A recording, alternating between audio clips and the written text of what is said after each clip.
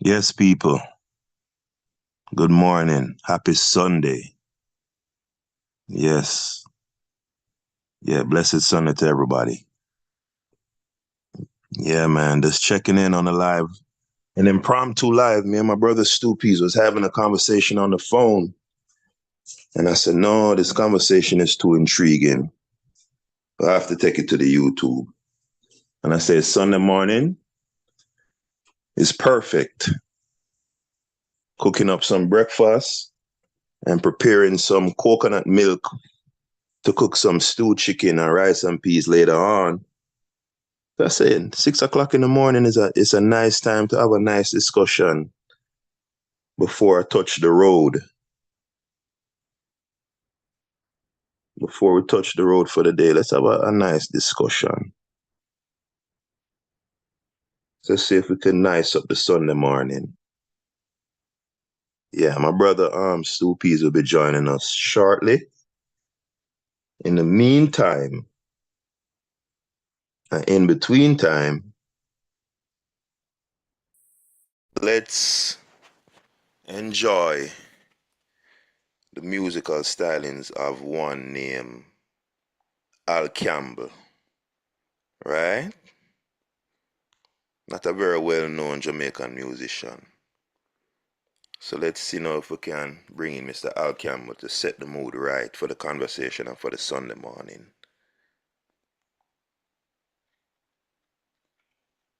Mic check 1, 2, 3.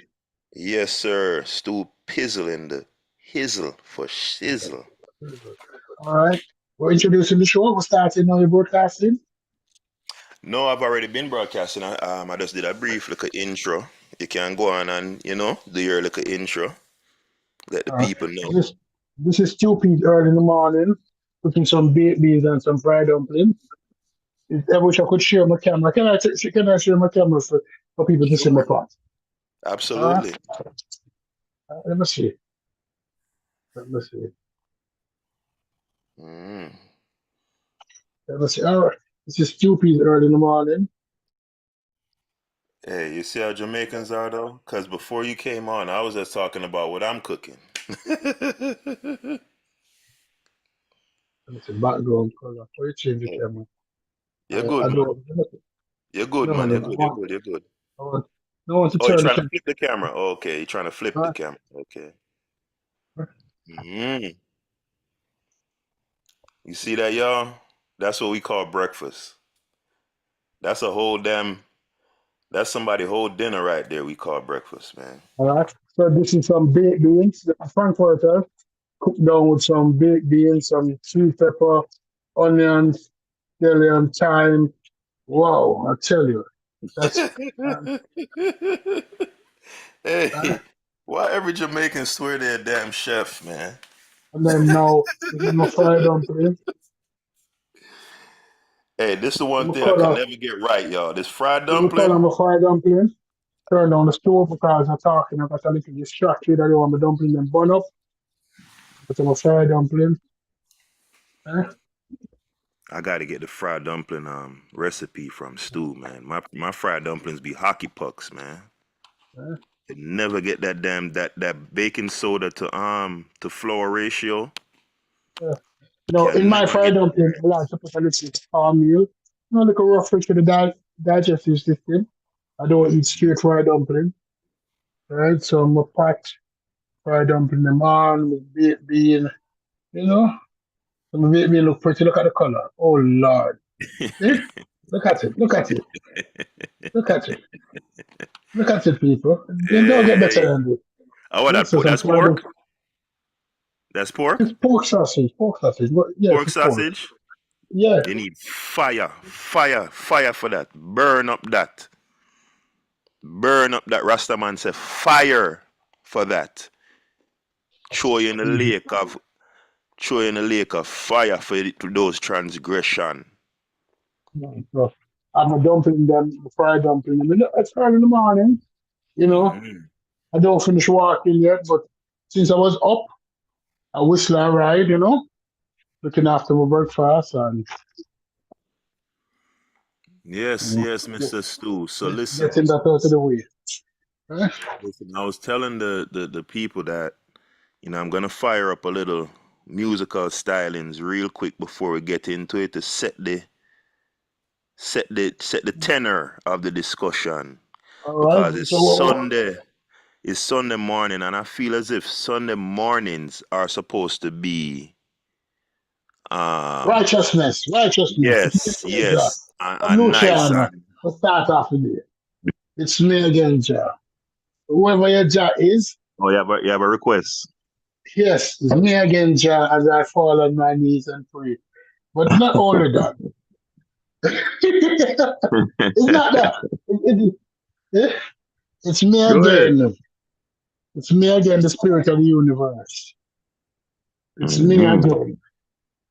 Yeah, All right, we'll, because we'll take we'll take requests on next because I had a song in mind that I was gonna. which song you had in mind? Hold on, I'm Don't about tell to me say fire the it up vibe right now. starter. No, Don't tell man, me not that no the vibe. vibe starter. No, no, not no vibes cartel. Not vibes cartel. Sunday morning. Listen, we can't be playing no gunman song Sunday morning. You already Yeah, know that. So we're early gonna Sunday fire up. morning, In crack of comes dawn. now the musical stylings of a one named Mr. Al Campbell. Enjoy, folks. Mhm.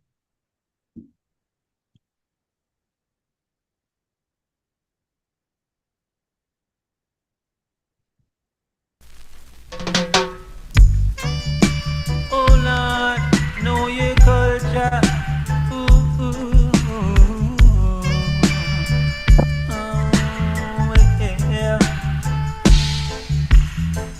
Jaja, Jaja, beg you guide us now.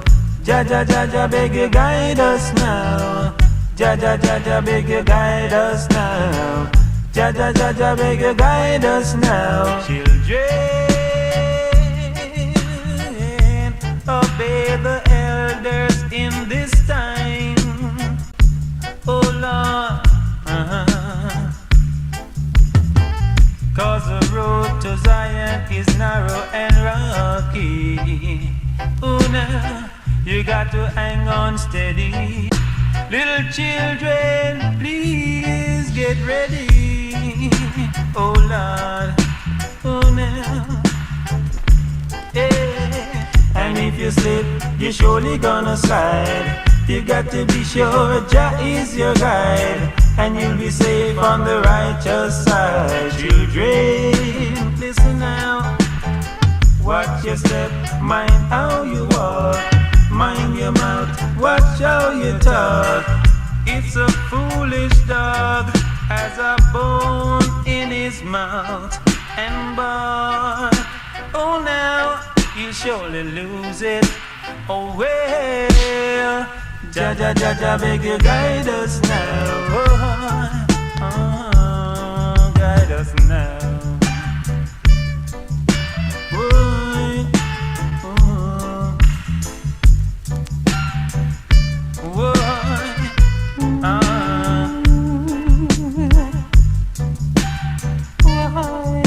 yeah. Cause the road to Zion is narrow and rocky. You now got to hang on steady. Little children, please get ready. Oh Lord, oh now, oh. If you want to be Jaja disciple, keep the faith, read up your Bible. Satan will catch you if you are idle. Children, oh know your culture. Oh Lord, little children, know yourself. Oh Lord, oh now. Yes, people. Stu, you Big there? up, big up, big up. Medea, Medea, Medea, Medea. But I love Yes, a man. request, but I love a request. I want you to start for instrumental by a youth named Augustus Pablo. Okay. We'll Bring look it him up, up. Augustus Pablo, east of the River Nile. Yeah, man. I wanted to say I cut King the Tubby's song new off. rockers. Yeah, you know what? Protect yourself from copyright infringement. We should have talked. We should have cut the song halfway and talk, you know. Well, all right. What I'm guessing is the Augustus Pablo is probably a bigger song. The song I No just man. It's played, all. That's an old. You don't have copyright. yeah, because all right. So the song I just played by the artist named Al Campbell. Okay. Yeah. He's not a particularly well-renowned artist. He's pretty obscure. So, I wasn't so much worried about copyright. Um, Same thing and the with song, Augustus. Hmm? Same thing with Augustus. Augustus Pablo, one of the greatest Jamaican instrumental that you have never heard about it. He play a mouth organ, but I love for you to play Uptown. King Tubby's meet Uptown Records. Even the first 2 minutes of What's the name of it?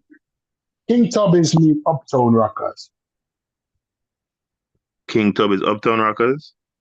Yeah, So Augustus that's it. Pablo. So you don't want the east of the River Nile anymore. Any one of them. All right. Because what I'm thinking is probably leave that for another show. Yeah, I don't want to. Yeah, I don't want. I don't want to feel like we're keeping a dance. Okay. Yeah. Okay.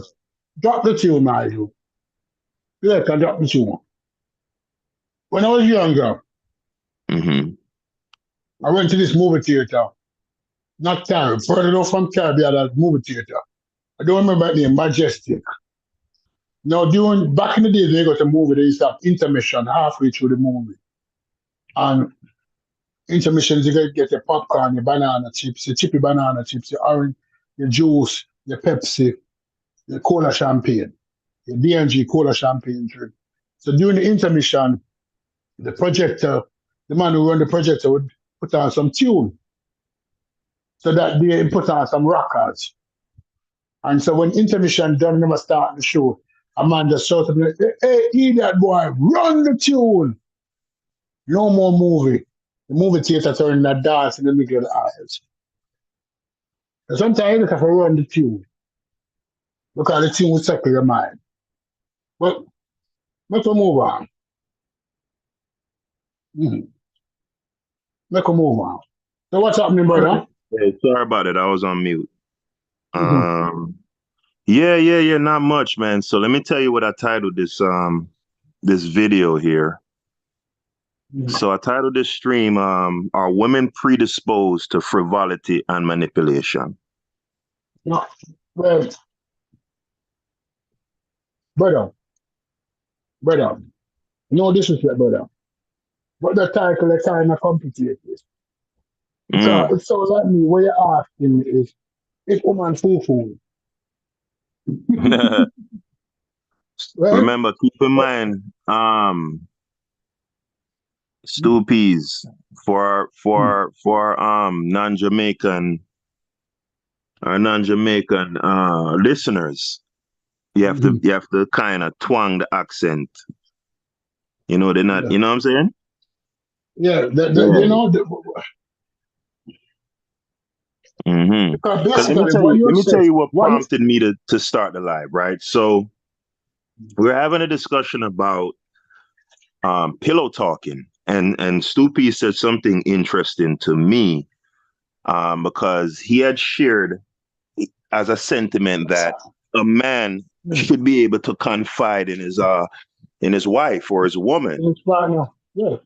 And I instantly rebuffed that sentiment. I said, that's not what a wife's function is. She's there for you to be, talking about your problems and your fears and your vulnerabilities. And, that's not her purpose. Now, recently, Shaquille O'Neal had basically come out speaking toward the same topic, saying that you should never confide in a woman because the instant that you're involved in any sort of an argument, she's going to throw it right in your face. So my take on it is that your wife isn't there for that. But then Leo says, Stoopy says that Actually, no, So listen actuality, up. that's what a wife is there for. So my question to Soupies is, if we go back far enough, um, were women like that, where a man could tell him the secrets? And so is it just a function of the modern world, the quote unquote modern woman, or is it something innate within women that cause them to store confidential information away for later um evil usage? Um, but let me answer that question, and I'm going to start it. Growing up, you have always heard behind every successful man is a strong, confident woman. I mean, all Hmm. of us has heard that, that behind Right. every successful man. Because what they're saying is that behind every successful man, he has his biggest cheerleader who's not competing with him. They're a team, right? Hmm. She is his confidant. She is his rock because she see the side of him that the rest of the world don't see. She see him naked. She see him in all his flaws. She see what he Right. look like in front of the mirror. If that person can't be a confidant, who is going to be a confidant? Somebody who don't know you all your flaws, when what you are, who you are, What what do you you say like, to what you don't those? like. What do you say to those who would say God could be a confidant? No, God can be your safe, meaning say you lock away your thoughts with God. But sometimes you need more than locking away your thoughts. Sometimes you need to share your thoughts. Sometimes you need to bounce back how you feel. It's like communication. You need a reply, you need a feedback.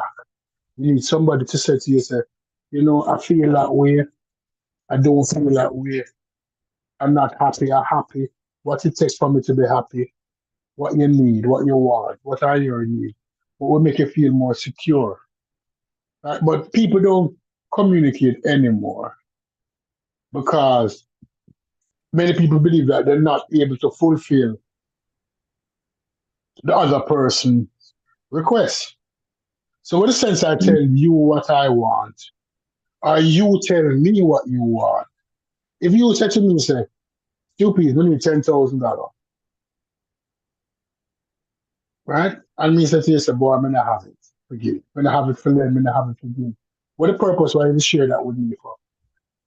It wasn't. It was fruitless, right? So many persons' relationship are afraid to tell their partner what they want or what they need, or afraid to hear what the partner wants or need because they know that the partner can't fulfill it. So why having a, a conversation that not going anywhere, and then all of a sudden from there it systematically break down things over time. But your wife, if you even biblical with, if you even get biblical with it, the Bible tells you, say, you cleave to your wife and you move away from your family. You and her is now one. If you can't confine with that, with righteousness, I tell you, say, this person and you is now one unit. So you shouldn't be Hmm. hiding anything from that person. So when somebody tells you, say, oh, you can't share that with your wife, it's because you and your wife was never one unit. And one of the reasons why many men are unable to share with them wife is because them lying to them wife. And one of the major reasons with lying to your wife, most persons who say that, if you ask them background, them have another woman. The polygamist don't want to lie to his wife because what he will lie to her, say him have another woman. No. Once you don't have to lie to your wife, you can't share anything with her. Now the problem now is that many women will use the information that you share with them against you when there's a falling out. Right? As I said Hmm. earlier, and I said this here, I don't mind saying it anymore because I know that many men go through this. Many men suffer from depression, and depression is a dangerous thing to suffer from. Right? You don't even know what the triggers are. And some people, when they get in deep depression, as Jimmy Clifton said, many rivers to cross. you think about committing some serious crime, either on yourself or on other people. And you said to yourself, you said to your spouse, this is what I'm experiencing, this is what I'm going through. And when you have an argument, the spouse take it so back in the face. No, that person is no longer your confidant or your confidant. You can't share anything with that person anymore. Mm-hmm. You can't share anything with that person. Now, when Shaquille O'Neal said that, look, let us all be honest, he says it. At that time, he was giving women in per diem in $5,800 what he used to get a day from the NFL, especially when he go on overnight trips. Don Right. Sally said he was giving them in per diem to have sex with him. Huh? He was doing all of that. He was doing all of that. So therefore, how can you confide in somebody who you have to lie with? We have to tell lie to, right? If you're my friend, I'm going to consider my friend. If I lie to you, you're not my friend. I must get to you, say, boy, but just my prefer for share this. But I'm supposed to can tell you the truth. I'm supposed to can tell you the truth because what is sense of friendship if I have to lie to you? There's no true friendship there. Right. There's no true friendship if I have to lie to you. If I have to make stuff up, there's no true friendship. And that's the issue that many people face in relationships. Is that them partners never really them friend. Because half of the time they lie to the person to get them to be involved with them. So they started out the relationship on a lie. Oh, I am capable of doing this, I'm capable of doing that. If you sign up to my camp, if you sign up, I will do this for you, I will do that for you. They start a relationship with a lie. Right? They start a relationship with a lie. So how can you confide in that person? Because you have to protect your fears not to say, oh, when she said to you, but you lied to me. Oh, I'm only lied to you so I'm gonna get in your pants. Or you're not there with me. Would you there with me? No, that person can't be a confidant. Right. They started out wrong. They started out wrong. Because when you went to, especially when you're married, and you go in front of the pastor, and the pastor said, I'm, I pledge loyalty. I'm going to be loyal to you. You above all others. I'm not going to bring anybody in a relationship. I promise you. What the word is? When What, it's just not fidelity? fidelity, yeah. You promise a person fidelity. When you know say you're incapable of having fidelity. If you're that rich, See, then it's funny you say that because, that comes back to knowing yourself and, standing on your principles, emphasis on your principles, right? And being true to thine own self. This is why right. in so many philosophies is taught to study and to know yourself because, the majority of these men don't know themselves because if you know yourself, right? Because by right, everybody doesn't have the same type of libido, right? So a man may look at another man and say, "Oh, you have three wives. Why you can't satisfy with one?" And that's the thing about Western philosophy and Western societies that makes them so problematic. It's the absolutism, right? Either system is fine, whether it be monogamy or polygamy. The main thing is that there's a meeting of the minds between all parties involved, right? And all are treated fairly. That is the main Right. thing in any system that you create. But Western society and Western philosophy, because of its kind of inherent type of pompousness and arrogance, right? They have it that their way and their thinking is the right thinking. And if you don't think that way, then you have a dysfunction that needs correcting, right? So now, if you're Shaq as a young man and you know yourself, right? You know you can't satisfy with one woman. You Yeah, know but it. let's be honest. Let's be honest. as much as we like it, we like to determine it. If all of us get a photograph of ourselves at 21, and we look at that photograph at 21, that 21-year-old is a stranger to most of us. Mm-hmm. The 21-year-old you is a stranger to you. You at 40 or 50 now. Because many persons don't know who they are or who they will become. And half of the time it's that who we become is based on what is expected of us, what has been indoctrinated in us, that this is what we must become. Mm-hmm. I must be faithful. I must not be faithful because I'm not faithful because I don't have the needs, and I'm faithful because society expects me to be faithful. Right. Right? I'm chaste as a woman. I'm not chaste because I want to be chaste. It's because the morals and the values in my society expect me to be chaste. I, I'm going to spend the rest of my life with this woman because it is expected.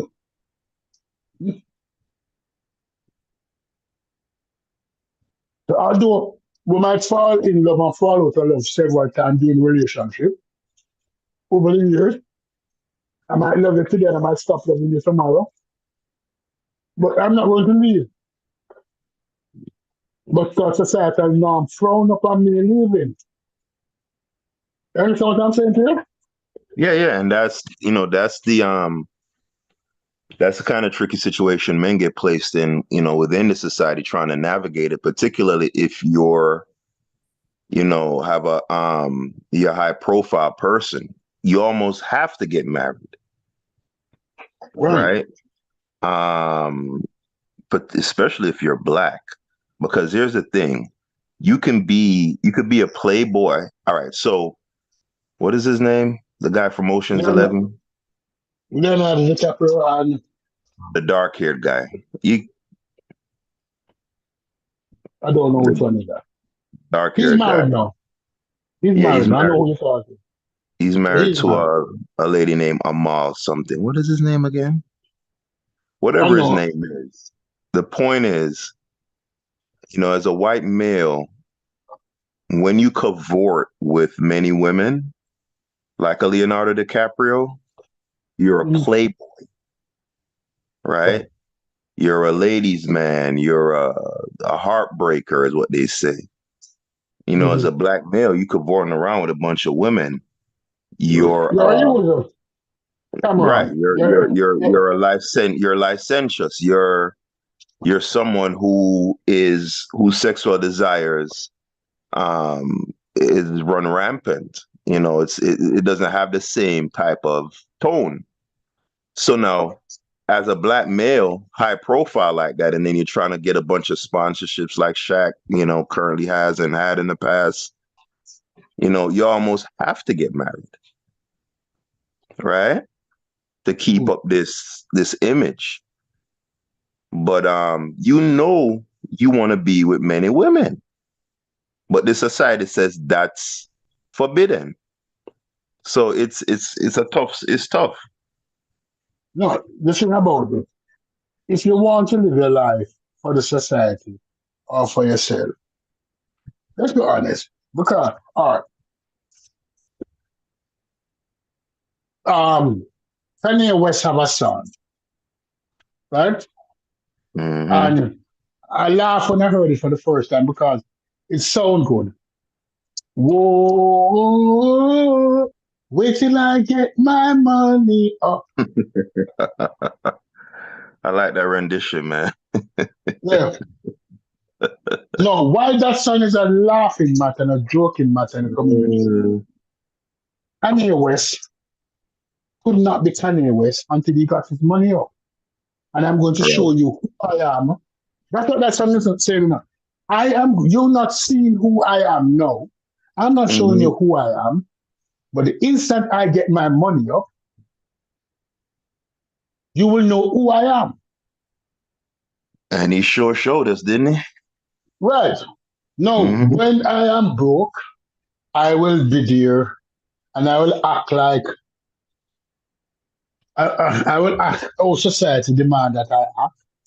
But as soon as I get my money up, my true intentions will be shown because I've always wanted to live a certain way and to act a certain way.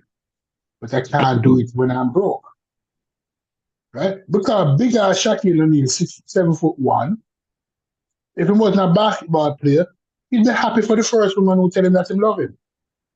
Because it would be an Mm-hmm. abnormality in the society, ugly. But Right. because he's getting money up now, Yeah, it's weird how life works, right? Because you're right. Like Shaq in normal society, let's say he's, I don't know, a bouncer or something he's, at a club. You mhm. know, in normal society, women would look at him and say, "Oh, that's an ogre." You know, big, ugly, Right, funny looking, funny talking, cross-eyed dude. But right. now those same women you'll see in comment sections, right? Under like inside the NBA or whatever, because Shaq does a ton of media, right? Oh man, Shaq, he's amazing and he's such a big kid and he's Yeah. kind and he does all of these things Mm. and it's the same human being, but one has No, yeah. money and status and power and the other doesn't. Wait till I get my So money. yeah. Yeah. Shabaran said it differently. Shabaran said different from Kanye. Shabaran said, amid this big dirty stinking Shabba. What I'm saying is that I am the same Shabba who was broke. I am the same Shabba who you call stinking Shabba. I'm the same Shabba who you call dirty Shabba. And him having the same wife for the last 25 years with him 2 kids. Mm-hmm. So some people, some people who them is, you don't know it, right? So it's back to the argument.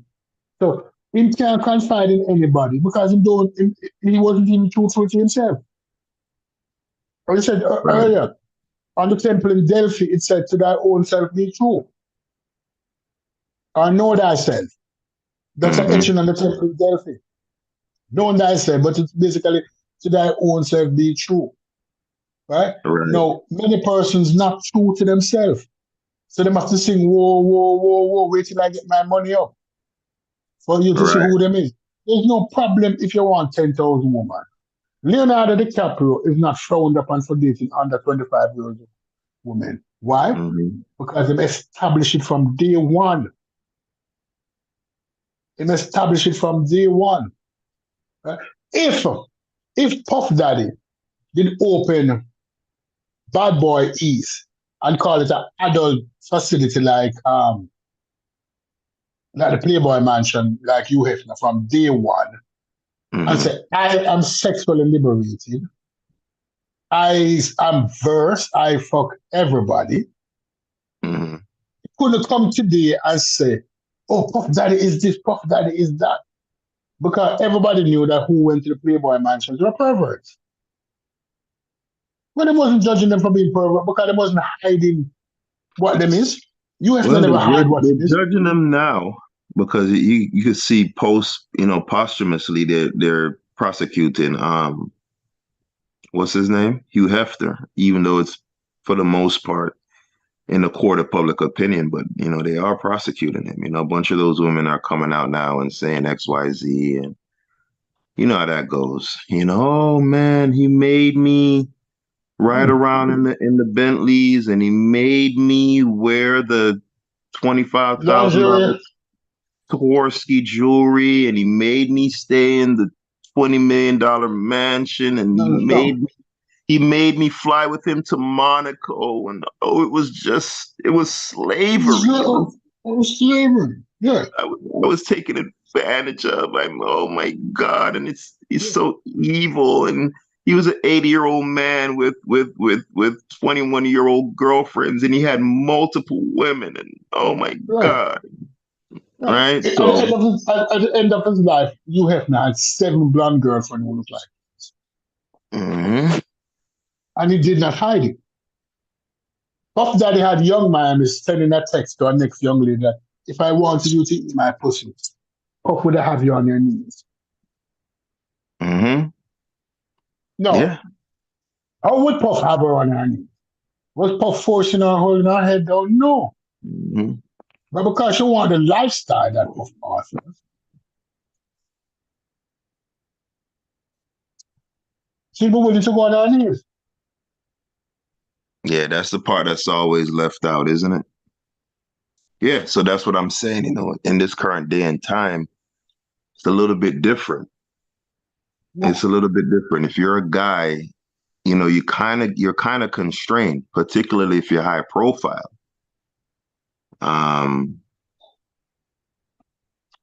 Yeah, there's certain select guys that can kind of get away with stuff. Your Leonardo DiCaprio's. I mean, we've seen some things come out where they're kind of chastising him for basically discarding these young women once they reach a certain age. But 25. it's pretty the discussions that you're seeing on these media outlets, they're decidedly pretty tepid. Pretty. There's no enmity on their part towards him, or they don't really demonize him. In a lot of ways, they it's almost tongue in cheek the way they talk about it. As opposed to, some other type of men in our society wouldn't be able to. It wouldn't fly the same way. Yeah, it probably wouldn't fly the same way. But if we look at it, black women are coming after Cameron. Is his name Cameron? What's his name? That black dude, that black bald dude, who dated Venus and You're what's that matter? talking about Common. Common. Yeah, they're coming after Common now. Common is no different than Leonardo DiCaprio. Common is a good looking guy. And Common, no, I'm not saying no did it, because everybody with eyes can see that Common is a good looking guy. I'm not going to say pause to that, because we're not pausing the obvious.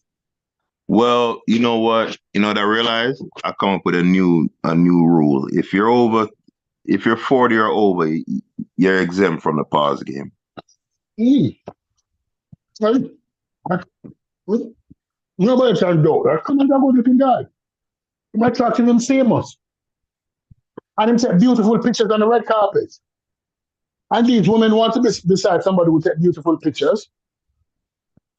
So they're attracted to him. Right. Why shouldn't you want to settle? If he does not want to settle, if he's not ready to settle, if you see he does not hide who he was dating, everybody knew his dating history. It's on the front page of most magazines. So you can tell who he has been with over the last 10, 15 years. So if you decide to date Common, why should Common be punished? Why? Why you saying that, oh, Common wasn't lying? Come and tell you who he is. Come and tell you what he means. Come and tell you, say, I love beautiful, attractive women. That is what I love. I enjoy them, and I enjoy them for as long as I want to enjoy them, and then I move on. Why are you going to punish me for that? Right. Well, right? But, no, right? I mean, the only thing you can ask for is that's communicated up front, and it gives the other person an opportunity to make a decision. Right, that's but it. Guess what? As long as you're not promising that person forever and happily ever after. As long as he's not saying that I can give you happily ever after. No, leave him alone. No, it's not everybody have a cookie or a Cliff Huxtable. What's Cliff Huxtable wife name? What's Bill Cosby wife? On the show? No, in real life. Felicia. No, in real life. His wife in real life. His wife's real name? I don't know his real name. Right? Bill Cosby wife or Cookie Johnson, right? Cookie Johnson would have loved to have a Cookie Johnson because Cookie Right. Johnson could have divorced Magic Johnson Mm-hmm. and got that like 50, $60 million years ago when $60 million and it was a ton load of money still and be on our way. But she stick Mm-hmm. beside her man. But did Cookie contract a house in Virginia? For those that don't know, that's an acronym, by the way. Did Cookie contract a house in Virginia? No, she never did. She never No. did. No. Interesting, because guess what? That brings me to a real perfect segue because I'm working on currently a presentation about All right. the house in Virginia Right, but folks, right? okay. All right. And So we hold have to on. check. No, I'm not before we go any further. Mhm. So we have to tell you, for people with houses in Virginia, there are some named discordant couples. There are a ton Ah, load of them. what the hell? You in my brain or something, man? Remember, No, I used to do stop this talking. one. No, I I used to. needed to stop talking because you're giving away my ammunition, man.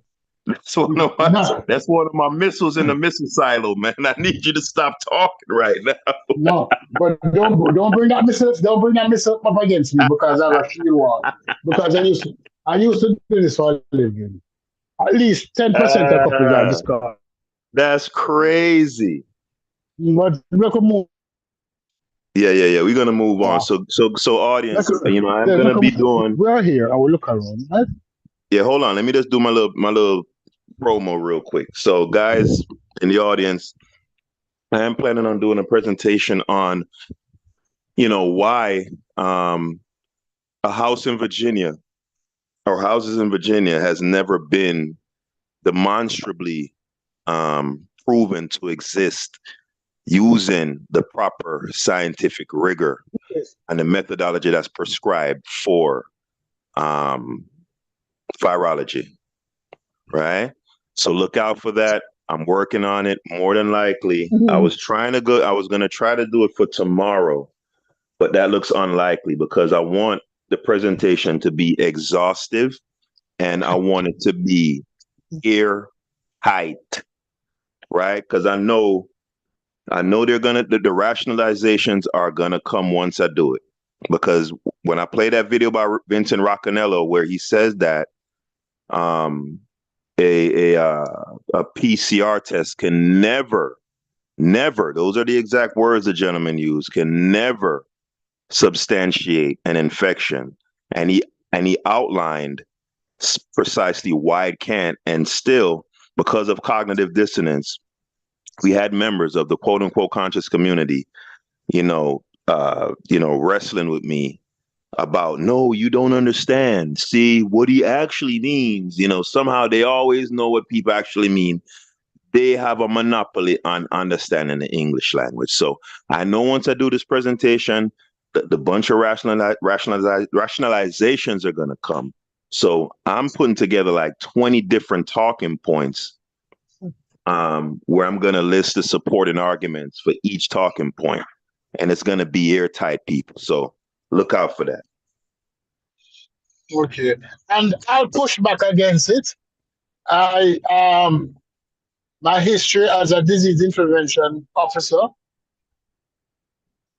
right, or a contact investigator in Jamaica, especially in the area of HIV, house in Virginia, I will have to push back. But that's tomorrow we'll have, if not tomorrow, Wednesday, we'll have a wonderful show. It's gonna be Wednesday. It's gonna be Wednesday. Wednesday we'll have a wonderful show on that. But back to the original conversation, because we were having this conversation, and I came on word testing where we were basically talking about family and the dynamics of family, and especially in Jamaica, the Black family and our mothers and their ability to manipulate us as men, even into adulthood, because of our need for their recognition. And validation. Yeah. and their validation, for their recognition and validation, right? It's like you're constantly on this carriage, not this carriage, this Ferris wheel with them on top and you down the bottom, and you're chasing after them love. And they use it against you many times as men, right? Because we're always trying to save our mothers. That is why many black men choose wives that are in similar situation to what their mother was in. That means, but basically what I'm saying, for example, if your mother was a single mother and struggled with you as a black man, your wife 9 out of 10 times is also going to be a single mother. Because you will see the struggles that your mother goes through in her experiences, and you will try to save her, not knowing that you're not trying to save this woman, but you're trying to save your mother. When that is not your responsibility, you just shouldn't expect that of you. Right. Because of how we're manipulated. Mm-hmm. The average black young man, no, in a house, got a summer job and was saving towards his first car. And his mother knew that he had $2,000.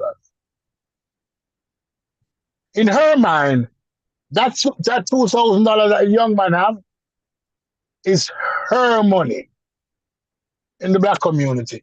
That $2,000 that her son have is her money. And she's going to find a way and some excuse to get that $2,000 before he has the ability to buy that car. So the day that he comes to her and say, Mom, I found a car, I like it, is the day that she will tell him of her problems and the bills and the credit card and the doctor's fee and all kind of bullshit. Because he has to prove to her that he's willing to make any sacrifice for her, even to forego his own needs. And that's something that is not discussed in our community. The manipulation, and it leads the boys to make wrong choices when it comes to wife. Because you cannot save your mother. Yeah, that's a touchy subject because, and I tell my family all the time, that I don't believe in a lot of the values insofar as how you relate to your mother and all of that sort of. I don't subscribe to any of it. So for me as a mother, particularly when you become an adult, we have a responsibility towards each other. There is a burden of performance. You don't get to do anything you want to me, and I have to kind of, take that and allow you to be in my life because, of biology. No, I don't believe in that. I went for about 3 years without talking to my mother because she violated in a major way, in a very disgusting way. And, not only did she violate, when I say to her, hey, let me share the story with the audience. Basically, I had a girlfriend, brought her to the house. I think at the time I was 23 years old. And I think I was working, but I wasn't doing what my mother wanted. See, the thing is, from a very young age, I was always precocious, particularly with reading and, that sort of thing. So of course, as many parents would, they have, these dreams of their son being a doctor or a lawyer or something like that, which I could have been. Right. But I became disillusioned with life very early. Now, with that said, my mother, she took on a strategy of basically trying to reorient me to the correct path. And her solution of her way of doing that was to go scorched earth. Right? Now, I bring a young woman to the house. Experience culture, be little, and It's a belittle, and what other word would go Well, with belittle? a scorched And earth. I demean. think that comes from. I believe it was the Romans that invented Yeah, that. no, no. But the taxis that they use half of the time is to belittle and to demean. That's But a major time. was that the Romans soupies?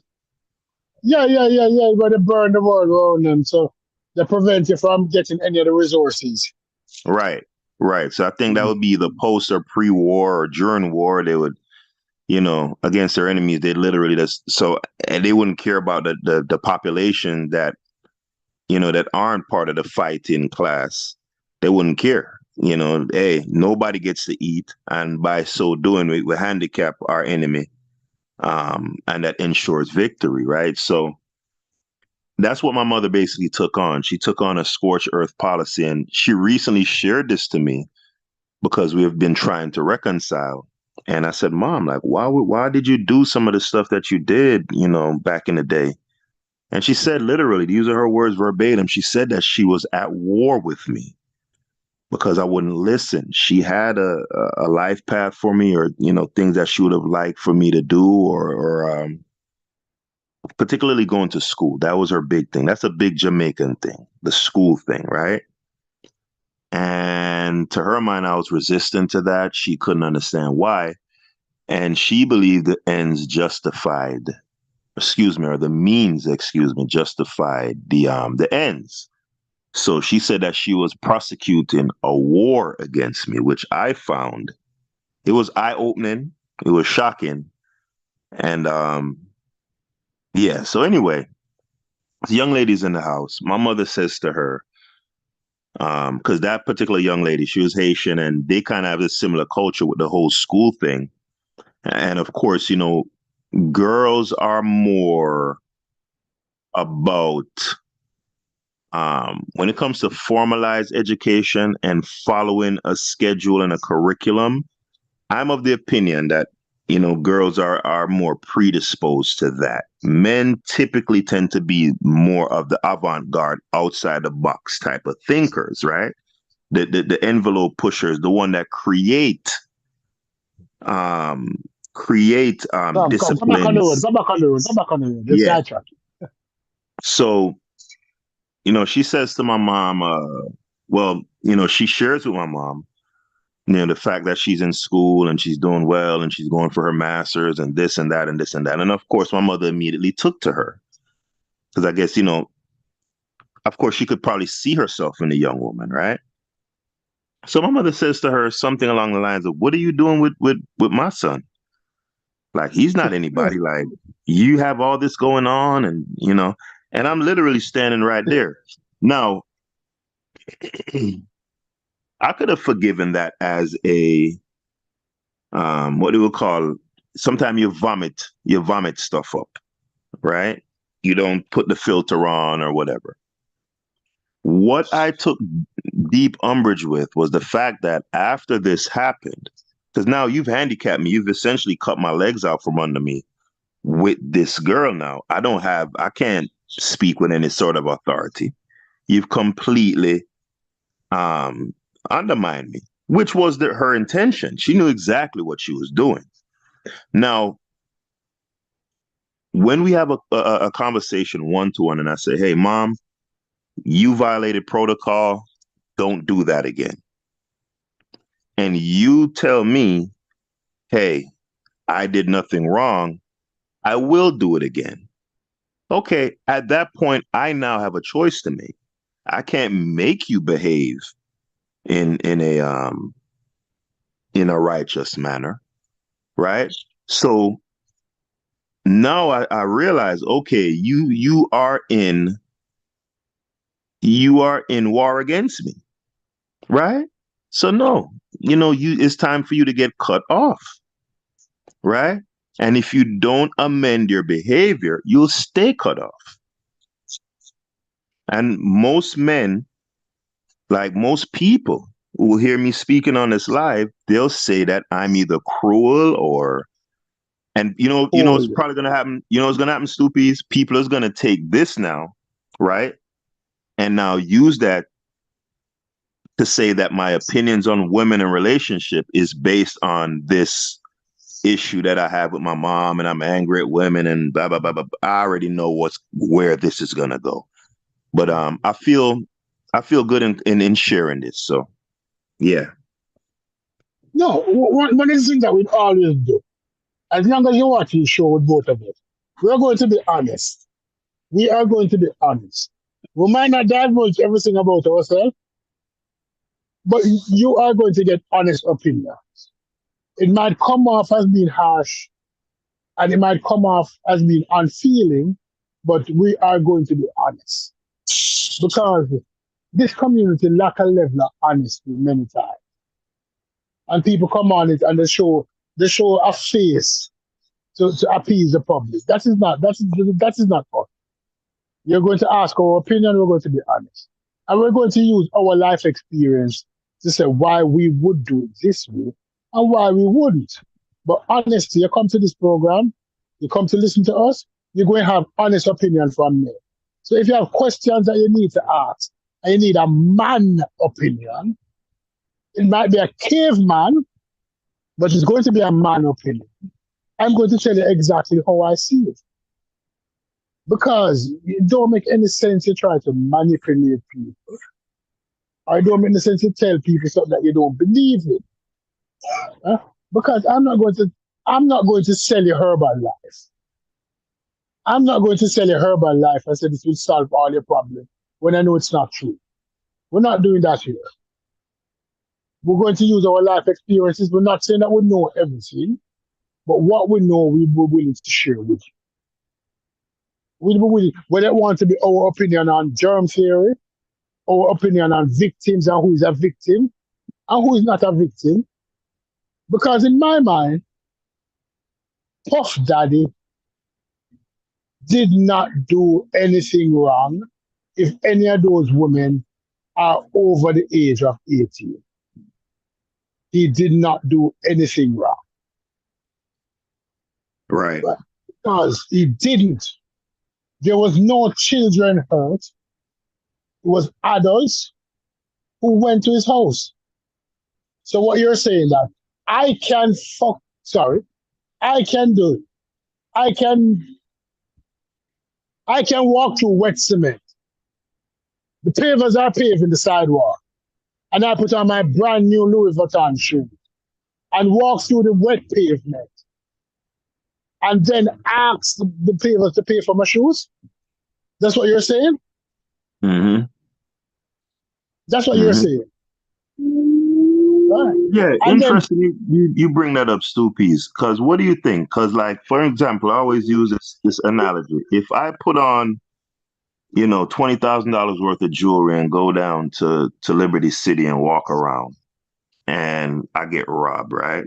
Or let's say I know somebody who's stupid enough to do that, and he came and said, "Oh man, Peter, I went down to Liberty City, man. I had my jewels on, man. I wasn't bothering anybody. And these two guys, they just came up, man, and they put a gun to me and robbed me." And I look at him and say, "Good for you. I hope they should have cracked you. They should have cracked you in the head too, moron." Right? No. No, because Mm-hmm. no. How can you be wrong? Is it any different than I'm going through Alligator Valley with a hammock tied around my neck? Going through the Everglades with a bacon necklace on? Is it any different? Right. It's situational awareness. People do not want to say, I'm going to evaluate the situation. I'm going to see if this place is for me. I go to a party and people offering me free drinks. And I know my limit is 2 drinks. And I'm drinking 9, 10, 11, 12, 13 drinks. Mm-hmm. And I come out and I drive my car. Who am I to blame? Am I to blame the persons at the party who gave me the drink? Or my ourself for getting in the car and driving drunk and killing somebody and going to prison for the rest of our life? There are consequences to actions.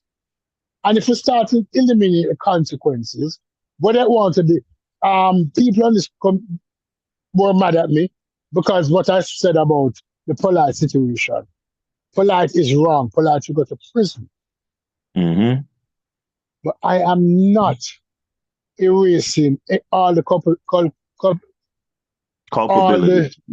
the culpability from the mother because she Right. placed herself, she placed the child in the Everglades, and the alligator bit her. Right. The safety of her child was never first and foremost in her mind. Right. No, Right. the alligator who bit her deserved to be gunned down and shot because we don't want Mm-hmm. alligator going around biting people. Right. That's why we gun down and shoot the alligator because alligator is not allowed to bite people, That's right. right? The pit bull who bites you is gunned down and shot because we're not allowing pit bull to bite people. Right? Yeah, But the we can person, yeah, go ahead. but the persons, but everybody needs to be placed in their own accountability. We need to weigh and measure them and see that they were found wanting and let them know that they were found wanting. Yeah, but continue. No, no, I was gonna say interesting you should say that because, we have to make a decision as a society. Are women equal to men, just as capable? And, if you're just as capable, you have just as much agency, just as much ability to be responsible in the rest of it, then, on the back end, you have to accept the accountability that comes along with that. So the same way how, if a guy comes to me and says, I wore all my chains down to Liberty City and I shouldn't have gotten robbed. Well, technically he's right. He's right. You should be able to Yes. walk with your property anywhere you like and no one should touch you. Right. But that's not the world we live in. And if a man were to come to me with that level of naivete, I'm probably gonna me and him aren't gonna associate anymore because this is a person who's not in touch with reality. Right now, those are the standards that I hold a man to because, with manhood becomes an inherent expectation of a certain level of responsibility, accountability, and adherence to truth and what's real, right? That man couldn't look at me and say, "Oh, well, you're victim blaming." What? What is that? What does that even mean? Like, I think I might punch somebody in the face if a guy were to say that. I think I'd punch him. You're victim blaming. You sound like No. a moron, right? No, when it comes on to women in this society, I would say a lion's share of them believes that they should be able to do whatever type of reckless behavior, right?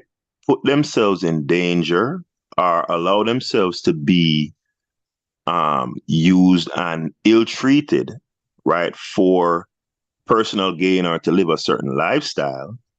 And then when you point out, hey, you were in the Everglades with a ham hock suit on, like Yeah. you hold a level of responsibility. I'm sorry, you're an adult. You need to put your big girl panties on and be an adult. Well, you're Right. blaming No. the No. victim. You're blaming the victim. So you got to make a choice. Are you a grown adult who is just as capable as a man? Or are you a notch below a man where you're not a child, but you're essentially somewhere in between a child and a man? You cannot, that's the biggest issue that I take with today's society. Women get to have it both ways. You can't have it I, both ways. I wouldn't say women alone. We have to. I have to push back. I have to push back. The expected behavior that societal norms have been um, eroded to a level now what certain expectations, certain expectations of adulthood are no longer being adhered to. Adult behavior and sensible behavior is no longer being adhered to. Because let's use the same Liberty City and jewelers. The reason why I went down to Liberty City with all this jewelry on is to show people that I have arrived. that I've got my money up and this is me. And I Mm-hmm. can do whatever I like. But the truth is that even when you get your money up, you cannot do what you like. You cannot say anti-Semitic jargon. Kanye West, he got his money up and he got it took him down, right? You cannot wear your jewelry to Liberty City. What extension who was there wearing his jewelry up and down the place, and people tracked him and killed him for the shit, right? What's the next one who went to the Waffle House in LA and got his shit took on his life too? PNB Tell me, Rock. PNB Rock. It tells you that situational awareness is necessary, right? Hey, by the way, It's, it, mm, Leo, we got two people in the chat. Give them a shout. We have Mika One, fresh off a overnight shift. Man, rough. And we have, of course, our lovely, the lovely Miss Lovejoy is also in the chat. Hello, Miss Lovejoy. What's happening? What's happening? What's happening? This is the early morning. This is the early Sunday morning show. It might Don't feel forget, like don't church. don't leave out my girl Mika now. Come on. Mika's in the show. Big up Yeah. Mika. You know Mika, I that just told you, Mika. Mika just finished working an overnight shift. Oh Lord, you know that you get shift differential for overnight shift. Mika Mm-hmm. getting that extra for that shift. Oh, Mika, buy me a cup of coffee, Mika. Buy me a cup of coffee. Yeah, Hey, big up Mika Mika. got that bag. He's Yeah, of clean. course, of course, of course. That shift differential. Can't talk, can't talk. Yeah, but when I come off as caveman, Mika, but it's common sense. It's common sense. We're not going to put ourselves in a situation. We're not going to wear that bacon suit in the Everglades. And we're not going to wear that jewelry down in Liberty City. We have our Yeah, own so Lovejoy, I want responsibility. to ask Lovejoy specifically. If I were to tell my friend who went down to Liberty City with all his jewelry on and he got his head cracked open and his jewelry took, if I were to tell him, hey, you're a moron, you deserve that, would that be considered victim shaming? Yeah, let's answer in the chat. Go ahead, Stoopies. Yeah, but especially, you only do that when you don't come from the neighborhood. You only do that when you don't come from the neighborhood. Because you understand the rules of your neighborhood if you come from the neighborhood. But back to what we were saying. What was primary? Oh, we're going on. We have been on many time things this morning. But back to what we were saying. Because I am telling you that people today expect qualified immunity. Qualified immunity is that thing that the police officers have. That when they do bullshit, they get away and say, I did it while doing the job, so you shouldn't prosecute me for that. Right? So it's not only women expect qualified immunity. Children and men sometimes expect qualified immunity. They do bullshit and they make excuses for the bullshit. And they say that I did it because X, Y, and Z. Yeah, but society, that's fine. Yes, men. But here's the thing, Stoopy. Here's the rub. For most of us men, society is gonna crack your head open till you realize, hey, that's not gonna work out for you, buddy. If you're not a heir to some wealthy, if you're not a wealthy heir, or you're not some celebrity's child, or you're not connected to some high level government affair, if you're the rank and file male walking around with a sense of entitlement, making excuses, using silly phrases like victim blaming, okay, you know what's gonna happen? The world is gonna throw you in a wood chipper. And then after they throw you in the wood chipper, they're going to go out for drinks. That's the world that a man lives in. Nobody cares about whether you believe life is so hard and, the world doesn't care for me. The world, you could blame the world all you want. The world doesn't need you. Okay? No, but the world don't need anybody. If we're using that talking point. The world don't need anybody. My talking point with this is that if I can put myself in a situation where I can ignore all the noise around me, as a man, we need to put ourselves in a situation where what allows us to ignore the noise around us. Because many of these people, both men and women, who expect preferential treatment, is not getting preferential treatment. The observe from the outside looking in, it appears to many of these people that these people getting preferential treatment. It's like all right, let's use an analogy. Let's use a situation. Halle Berry, to an average looking girl, will appear that she's getting preferential treatment Mm-hmm. without taking into consideration why she's getting that treatment. She's getting that treatment because she was beautiful from day one. She had something that there was demand for. There's always demand for beautiful women, and she had that in abundance. Now, average looking girl will say that she's expecting to get treated like Halle Berry without the collateral that is necessary to getting that treatment. No, that level of disillusionment is what caused many persons to say what they say and think how they think. They don't have the collateral for that treatment, yet still they're requesting that level of treatment. Is it fair? Not my place to answer. No, we cannot use disillusioned people and judge everybody. We'd love to correct them, but one of the things, especially in this society now, where we have everybody have access to mass media. Because you and I, this will stay up as long as YouTube is up, if you choose not to take it down. It might not age well, or it might age like wine. Mm-hmm. But our thoughts now gone out into the world. Before mass media or the access to mass media, you and I could only share our thoughts in small groups or among ourselves. So Right. the noise now tends to want to overtake the common sense. Because most people have common sense, but they're not so loud. That's what I call in the noise. People with common sense tend not to be loud and tend not to advertise their views. But the ones Mm-hmm. the stupid ones who, because they look and they say, all right, Sheen is selling this outfit.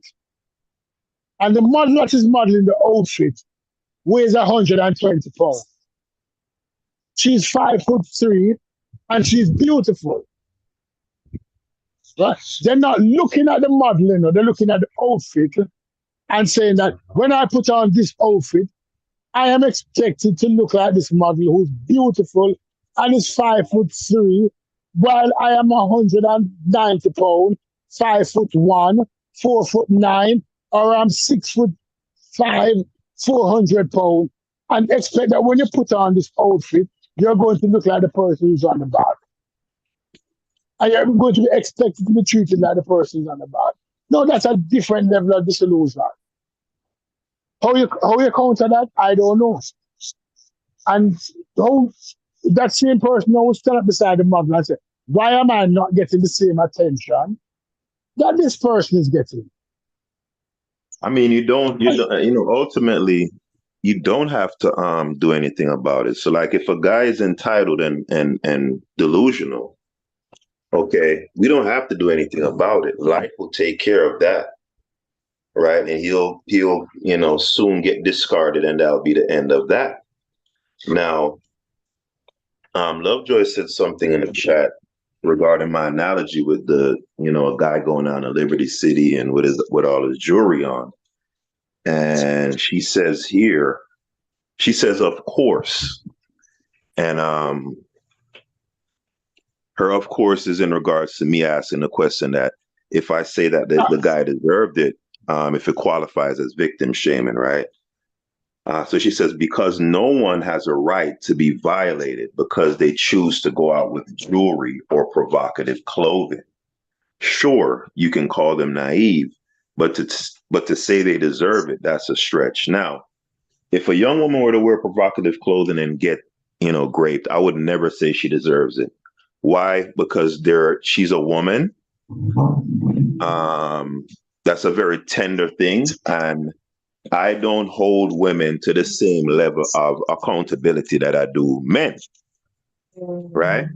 No, if you're a man and you walk down to Liberty City by yourself, no gun, with $20,000 worth of jewelry, yes, not only am I going to say you deserve it, I'm going to say, I only wish they would have popped your stupid ass. Right? Because I'm going to say, I wish, I'm only disappointed they didn't shoot your dumb ass. Right? Because that's what should have happened. Right? That's because when I understand what you're saying, but that's a problem with when we talk about victim shaming, because it automatically goes to the actual grave scenario you presented. Once you mention victim shaming, and we can't talk about oranges and we can't talk about apples. A person who experienced any kind of abuse, a woman who experienced abuse based upon her provocative children, is way beyond victim shaming, way beyond being a victim. We need to put that in a category by itself. Because as a society, we are taught from an early age that a man doing that to a woman is no longer a man but an animal. Right. Any man who abuses a woman in that regard can no longer consider a man. That's why when he goes to prison, if he's caught and they say that he's on a skin charge, he's treated way differently than a man who's on a murder charge. Right. A murderer is respected in prison, but a man on a skin charge is not. Because he's now an animal who succumb to some primal need, and you need to cut him out of society. When we're talking about victims, we're not talking about those people. Right? Hey, but Lovejoy, if you go down to Liberty City with $20,000 worth of jewelry on, and you're not a victim. You're what you are is a cretin. And you say it's crazy. No, it's not crazy. Let me tell you why it's not crazy, Lovejoy. If a man or a woman go down to Liberty City with $20,000 worth of jewelry on, I hope you get robbed. I'm praying you get robbed. They're suffering from serious mental health issues. That's a mental health problem now. That's a mental health problem that is jumping over the fence and going into the tiger's den and blaming the tiger for eating you. There's no victim once you jump the fence. If you step over that barrier, that 20-foot barrier, and climb over that barrier and go into that tiger's pit, I can no longer call you a victim. When the gorilla Harambe was shot in the San Francisco Zoo, this woman went with her child at the zoo, and the child, out of our sight, climbed over the fence and fell into the gorilla confinement, and Harambe had to be shot. Poor Harambe. The mother should have been charged with child neglect, child endangerment. She shouldn't be coming out of prison for the next 10 years. But she was not charged. They called her a victim. She was not a victim. Yeah, and that's why I say, because that same child could have been kidnapped. Because we know the world we live in. So therefore, when you're traveling with your children, you know that you don't take your eyes off them. Yeah, so back to what I was saying insofar about, a guy going down to Liberty City with his jewelry on, and, how even when a woman does something foolish, there's a level of empathy that I'm gonna have for a woman, because this is how I envision women and men. I have No, it that's all that it was. Hmm? Yeah, continue. Yeah, because my philosophy, you know, a man is innately more accountable and responsible than a woman. Women are more, the title of the live says, are women predisposed to frivolity? And in my perspective, they are, right? So when women do frivolous things and things happen to them, I'm not going to come down on them harshly because they're women. Girls just want to have fun and all of that stuff. A man, no, you're a man. You're a man. There's Ah, expectations of you. There's a different level of responsibility and prudence that is expected from you that we don't expect from women. That's just the I, bottom I, line. I don't agree with you about for the level of frivolity because, in my experience, in my experience, growing up in Jamaica as a child, I know that might be 30 years ago, 40 years ago, depends on how you define childhood. Girls mature earlier than boys, both reproductively and mentally. And girls were not as frivolous as boys. Because if we look at the facts and the data, men die earlier than women, and men die from silly things earlier than women, right? A guy will go and rob a place at 16. Hey, What's my that bad. rapper's son? What's that rapper's name, son? Um, The 15-year-old who got shot, who was oh, playing gangster? Bandman Kevo. Bandman Fever, son. That's a frivolous boy.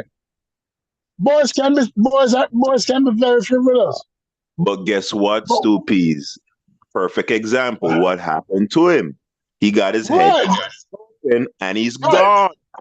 That's the right. point. That's But what that is what. frivolous. No, but Listen, the point no, but is, go let me ahead. finish. Let me finish. But the thing about it is that it don't mean that boys were any less frivolous than girls. But boys who have the tendency to be frivolous tend not to live as long as girls.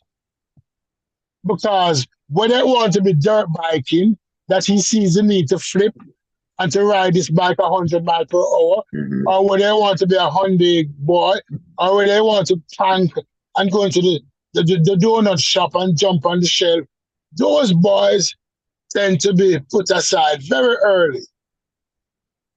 So now the few girls who appear to be But we're frivolous, talking about boys. Remember, the title is Are Women Predisposed to Frivolity? Because we expect yeah, that no, no, once a man comes into maturity, right? Because when it's a girls mature faster, what it is we put on certain responsibility on girls earlier.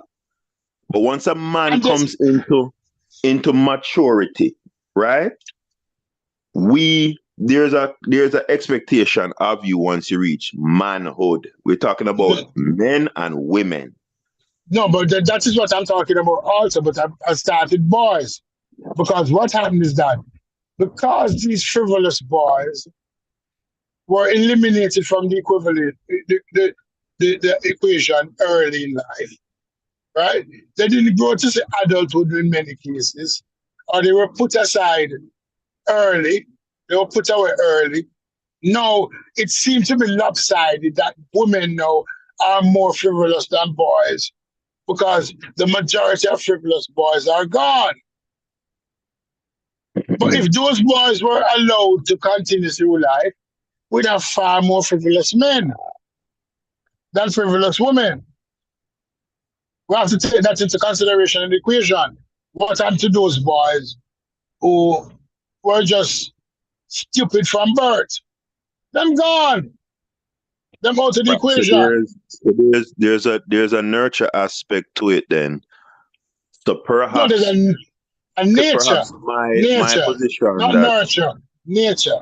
Nature get rid of Well, them. no. What you're speaking to is nurture because you're saying that, or That what the I was going to society, say, the right? nature of the society. This is So it's not right. nurture, it's nature. Nurture No, is because that. nurture would mean that, excuse me, nature would mean that it's innate, like a default setting. Nurture would be speaking to society's influence and socialization and stuff like that. No, I'm using nature as a way for elimination. My mother used to say one time that police is a family planning method for the poor. What she meant by that? It means that the police officer will get rid of those unwanted children that you don't want. That's his nature. That's not nurture. Mm-hmm. The nature of the society will get rid of those people that you don't want in the society. The police was the family planning of the poor because the police will gun down and kill all of those boys who tend to be stupid. That's what she meant by it. No, you're saying that nurture. Nurture is learned behavior. It's what society teach you Mm-hmm. and what society, right? So it's not, society never teach you, so you must be frivolous. You are frivolous on your own. But what society do is get rid of frivolous people. So it's nature, it's not nurture. So your But, views, I think you're but more as we say, coming from but listen, a more Darwinian type of perspective definition. Yeah. right of nature. So it's just a little Survival of the fittest. terminology thing where a little Terminology different, but terminology it's basically disparity. survival of the Right. fittest. Yeah, you're coming at it from And that angle. so I'm coming from nature. So survival of the fittest. So in other words, you're saying that humanity isn't separated from nature then, and the things that humanity do as corrective measures that would nature. fall under the right. But that's It's not what nature. It's still nature. that's Right. But when you're that wasn't implying what nurture that now, wasn't. all right. So when you're implying nurture now, what are you implying? Well, the nurture would be the things that the society does, the family does, the constraints put on you, the punishments, etc., to that shape That's nature. your behavior. That's Yeah, nature. I'm calling that nurture. Nature would be something that nature, by definition, to me, would be something that doesn't involve man whatsoever. You get me? Meaning, the minute you come out that nurture, womb, there's some you have presets or default setting. Yeah, that's nature. Listen, let's not get bogged down on minutia. You're misusing nature for nature. Just like how a map has a legend, just think of it this way: that in my map, think of it as a legend that when I say nature, I'm referring to X, and when I say nurture, I'm referring to Y. And just just so the conversation can move along. Okay. So hold on real quick. Lovejoy says to even suggest that would make me ask, why do you have such negative worldviews of women? Because I say I'm of the opinion that women are predisposed to frivolity. No, negative is relative, right? Because I could very well be wrong about that. And that's why I have these conversations, particularly with somebody like Stoopies, because he can match me intellectually and make me rethink positions. So don't read too much into that, Lovejoy. A lot of these discussions are to refine and really for me to understand myself and for us to understand each other. Yeah, don't take it too much to heart. The thing about it is that if you have to understand, don't try that. Nothing here is written in stone. We are pliable human beings. Meaning that when given new information and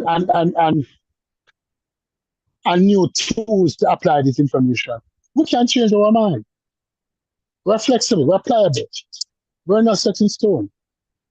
Right? Certain things I'm set in stone with is that if I get surgery, that I Hey Stu, you're cutting in and out. Yeah.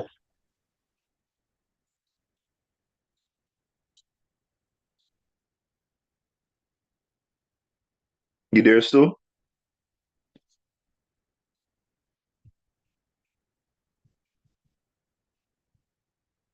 All right. So while we wait on Stu Peace to come back, I'm quickly looking up the definition of the word frivolous because Empress Lovejoy posed a question to me if the word if frivolous doesn't basically saying that frivolous has a necessarily negative connotation.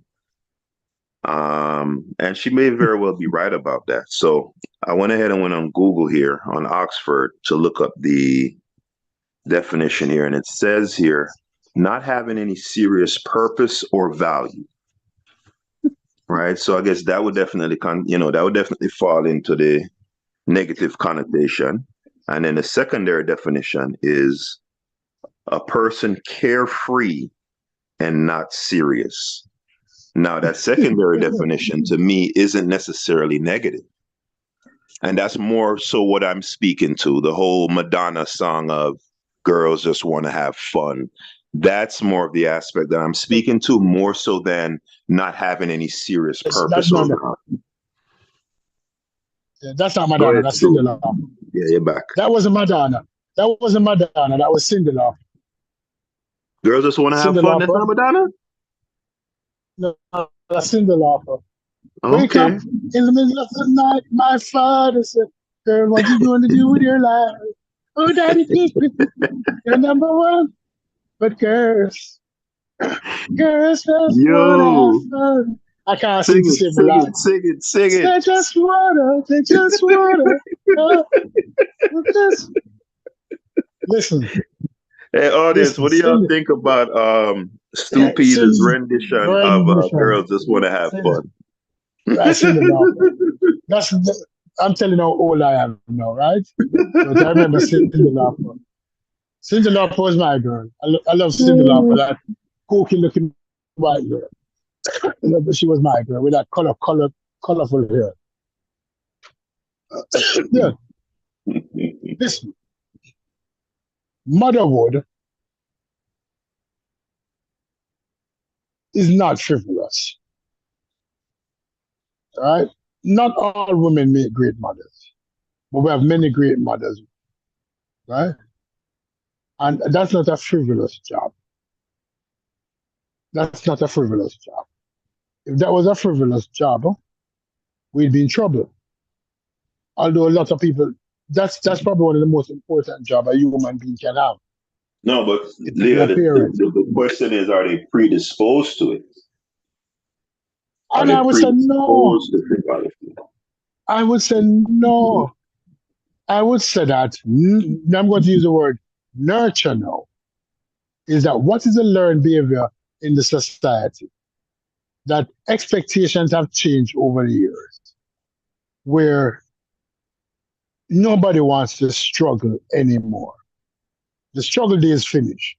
You can't ask a woman to struggle. She don't want to struggle. She don't want that fight. She and nobody not going into that. They're not fighting life. No, she doesn't want to struggle with you. They're willing to struggle by themselves, but not with a man. Yeah, they're not about that right now. No, not necessarily. They don't even want to struggle with themselves. No, but the vast majority of them are struggling.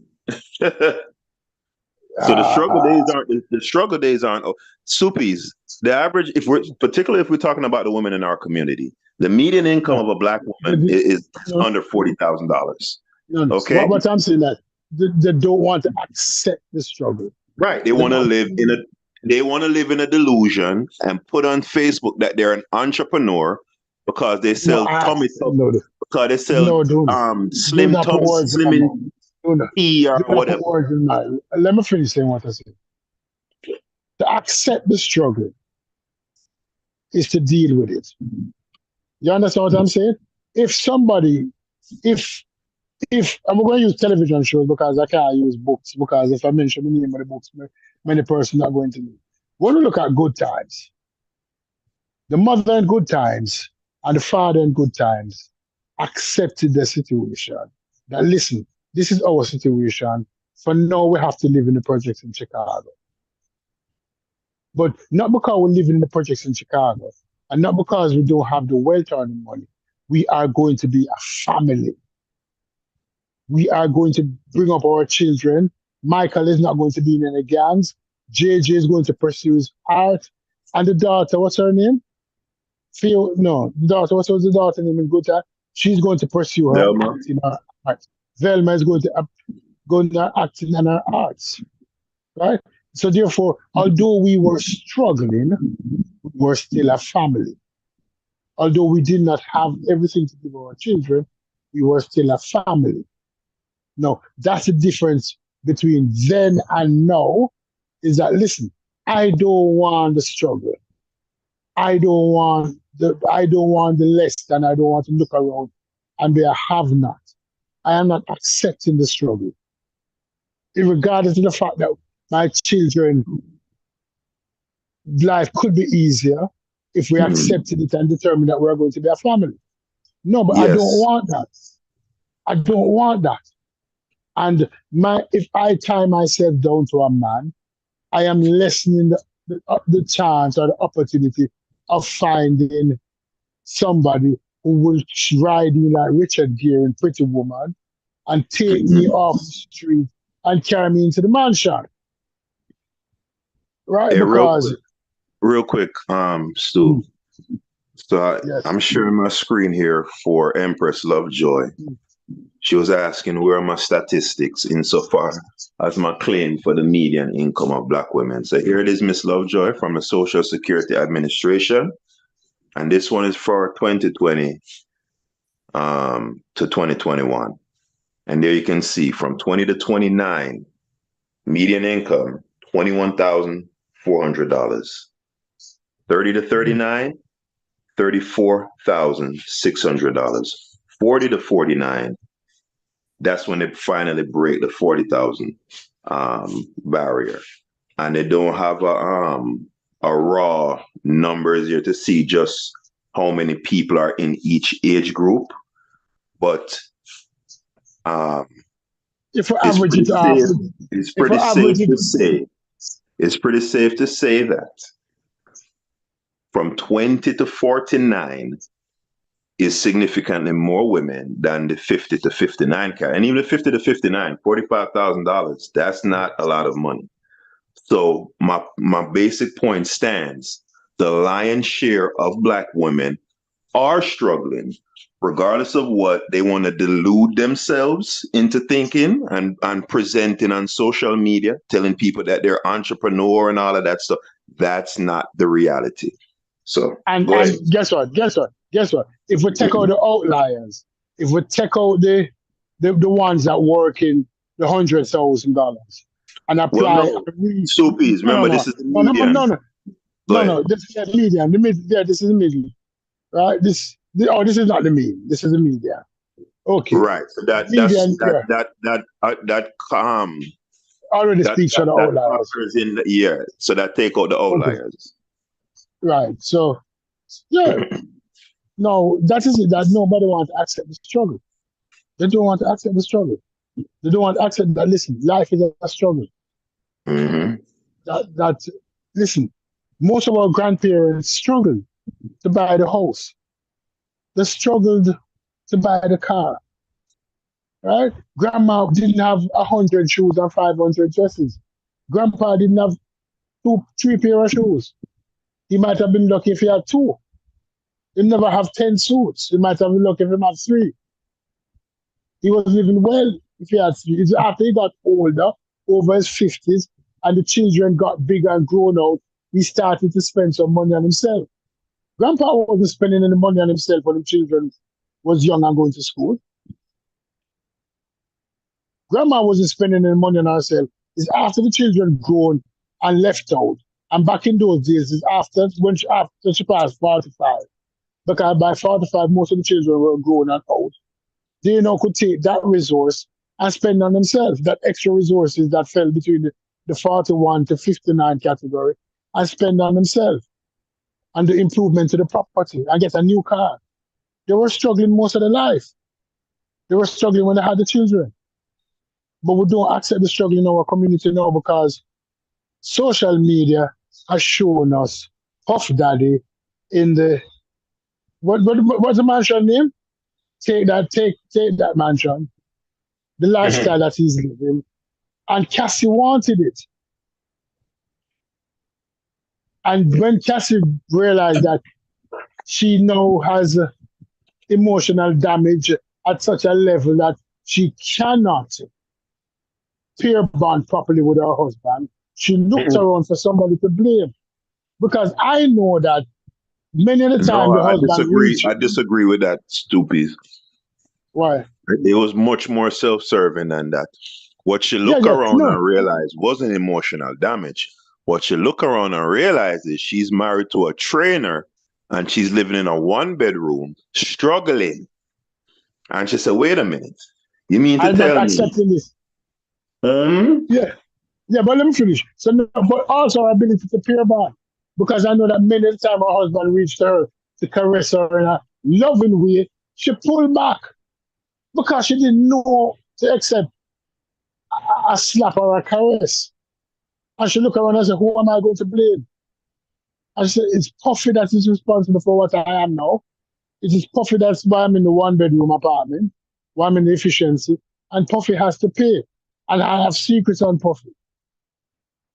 And Puffy forced me to give consent in a million situation, and I'm going to blame him. But when she was 21, 22, she may have been a bit frivolous. She may have been a bit carefree. But does it go for all women? I would not say yes. But No, because I'm saying in the event that the strictures that society place on women are ever removed, that's what they would that's what they would default to is frivolity. Yeah, because look here, this is like Saudi Arabia. You look at those women and say, "Oh, these women, they're different." No, they're not different. They just live in an order that forces them to be like that.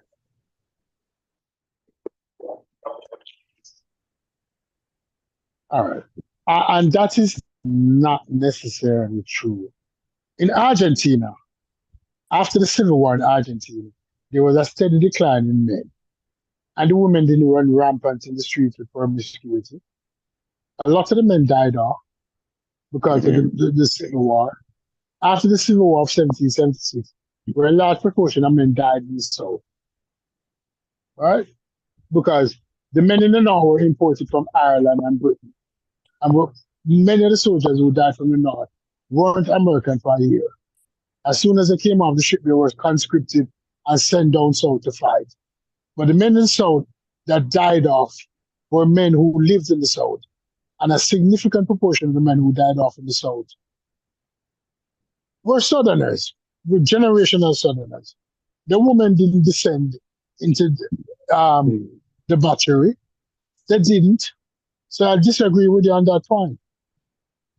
Or into frivolity. Well, enough time hadn't passed. You know, like if they were to suddenly oust the government of Saudi Arabia, hold on. If they were to suddenly oust the government of Saudi Arabia, the women there aren't gonna just instantly devolve into debauchery. No, because that order that the men has set, right, that's become internalized at a certain point. But particularly if you're talking about 30, 40, 50, 60 plus year old women, right?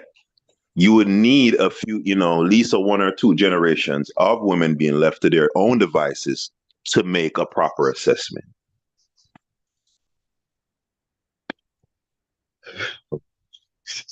So what you're saying that after, if left to their own devices, within 2 generations, we would have the islands of Lesbos according to Greek mythology? Yeah, you'd be seeing Rashida and Aisha and Ahmed and whoever, they be right on the OnlyFans. I guarantee it. They be right there busting it open.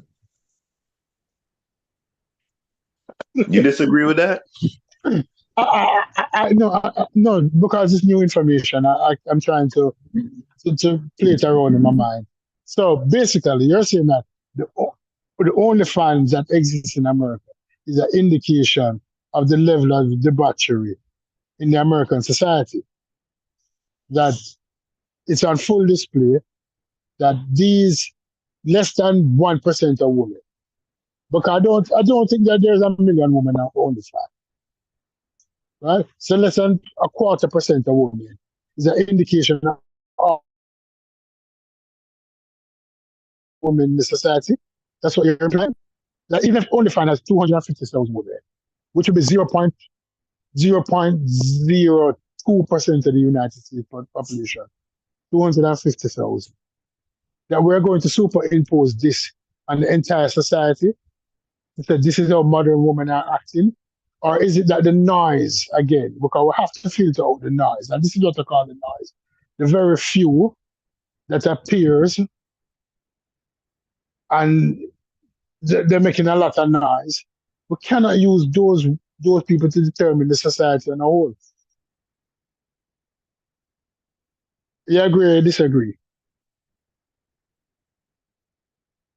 Because the average woman that I've talked to on the street, and when I tell them the 666, the $100,000 man, the 6 foot tall man, most women are not disillusioned. They don't agree with that.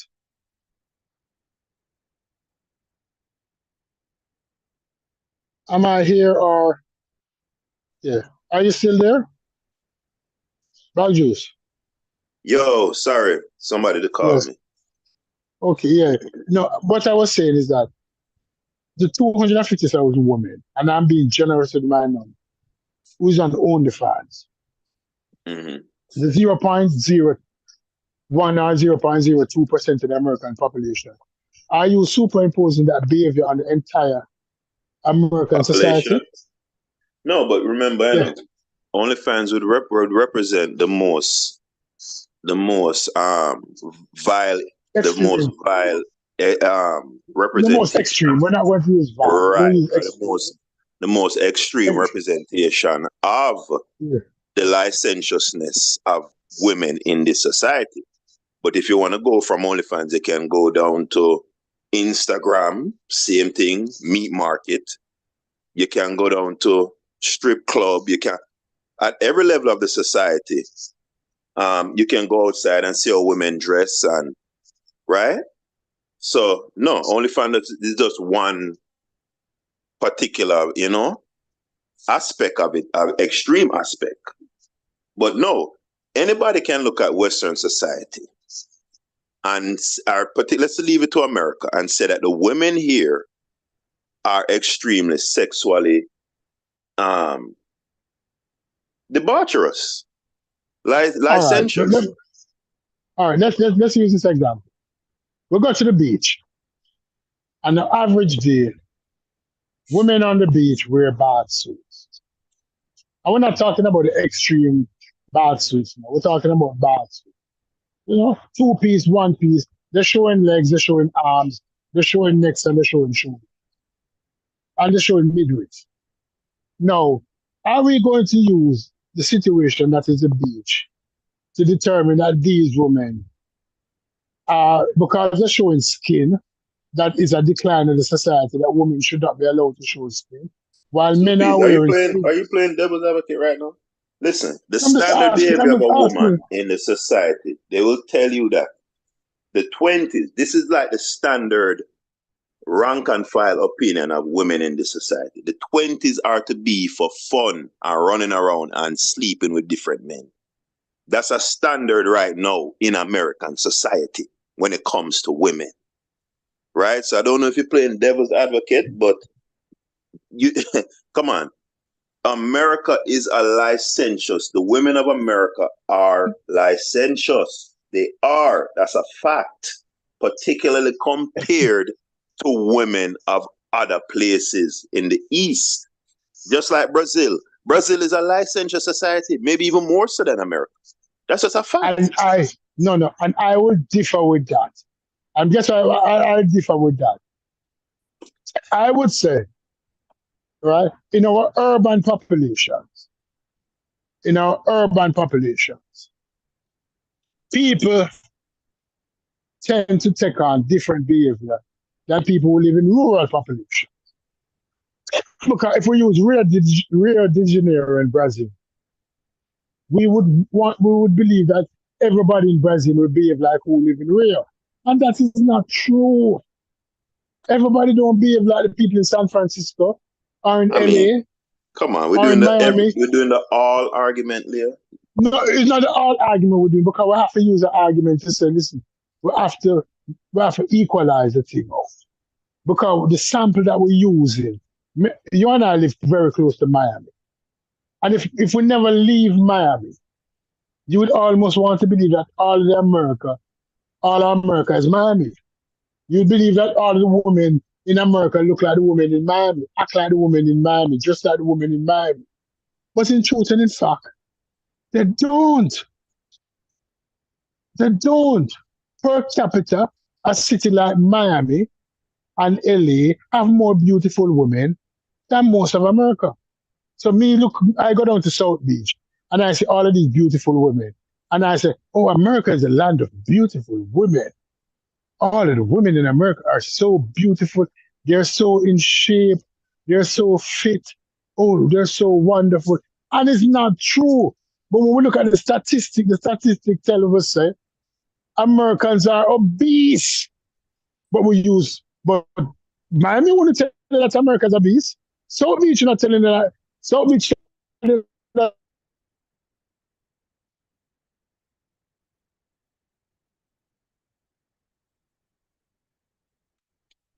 Hey, you cut out again, Stu.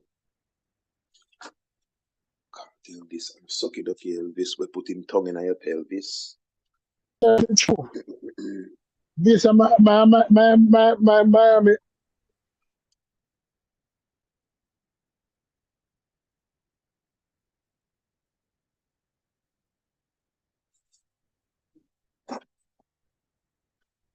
Yeah, you out again, Stu. So I want to say something real quick because my sister Lovejoy just hopped off the Go ahead, Stu. You're cutting out. Yeah.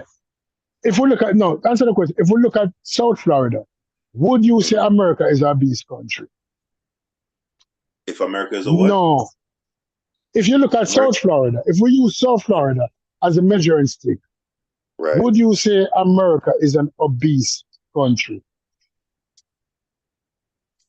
Yeah, even using South Florida, I'd say so. Yeah, the majority of people. Yeah, the majority of people here are fat. I mean, I think you're looking at the brickles on the South beaches and the girls on the beach or whatever. But if you cross over that bridge, where I live,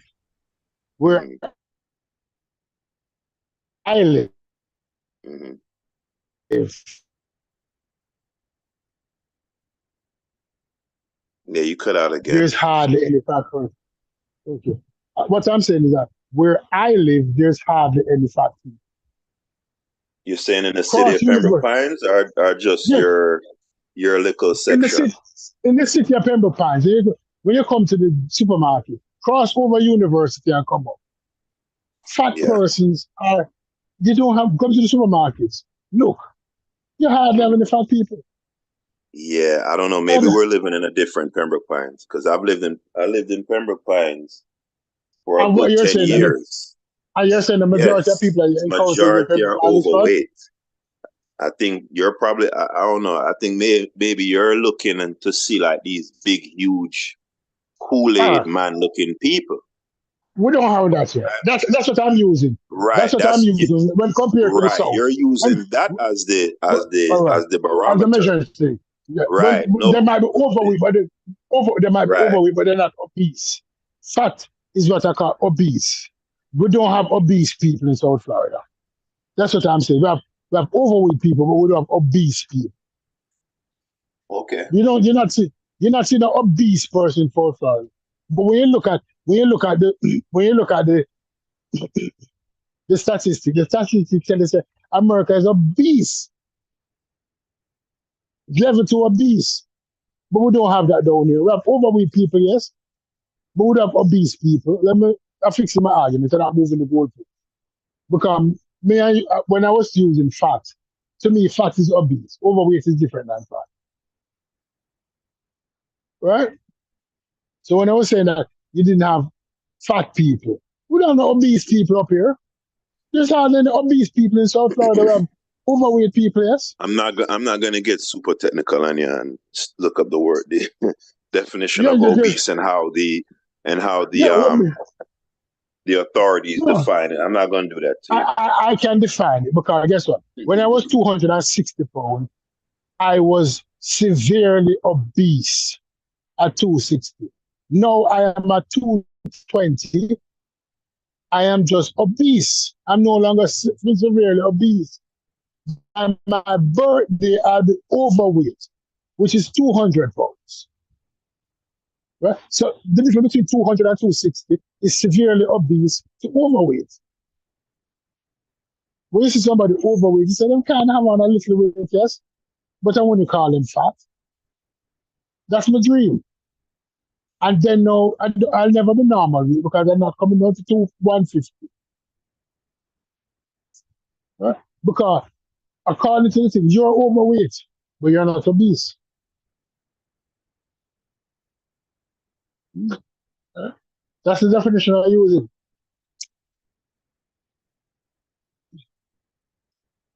it. Yeah, go ahead, Stu. I'm doing something. Yeah, South Florida might be overweight, but we don't have obesity. It's not our obese state, not our obese part of the state. But you go to North Florida now, you start seeing obese people. People who 20 pounds overweight. To people who 30 more than 30 pounds overweight.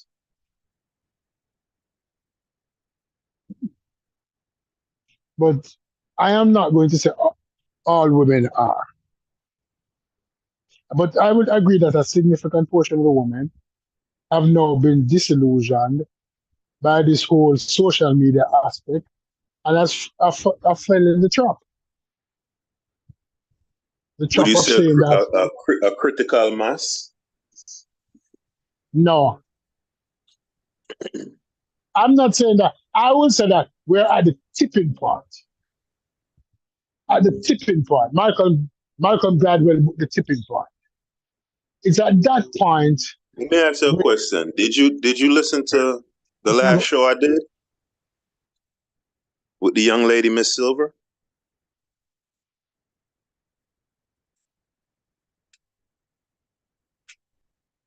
You there, Stu?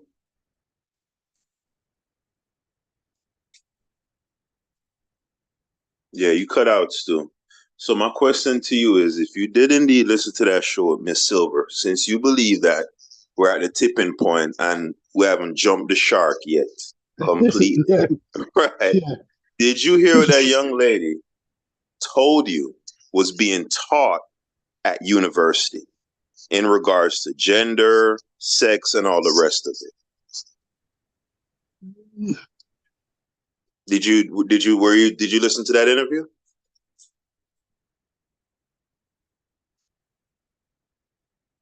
You there?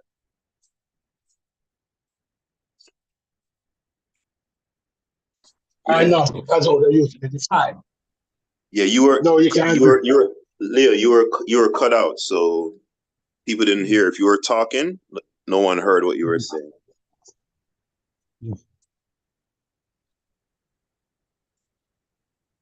You there, Leo? Yeah, you cut out again.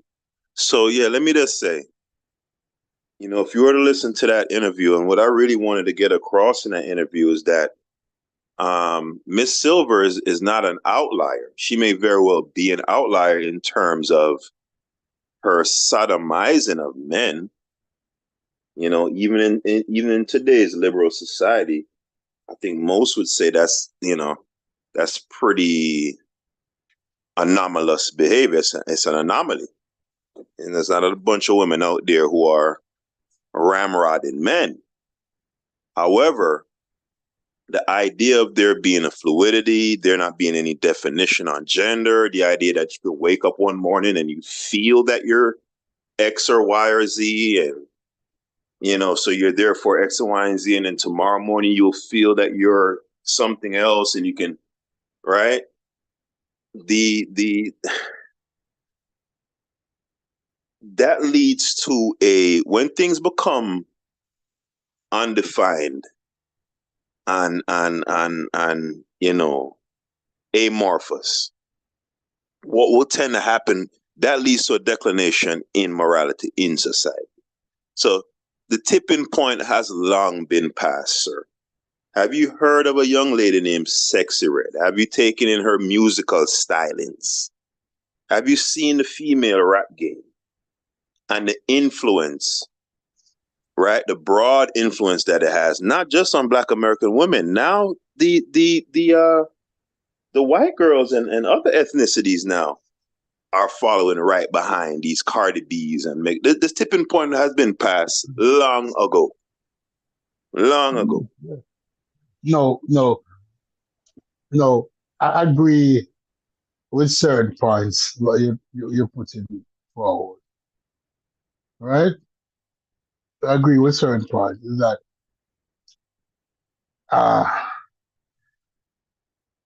the liberals have crossed the line.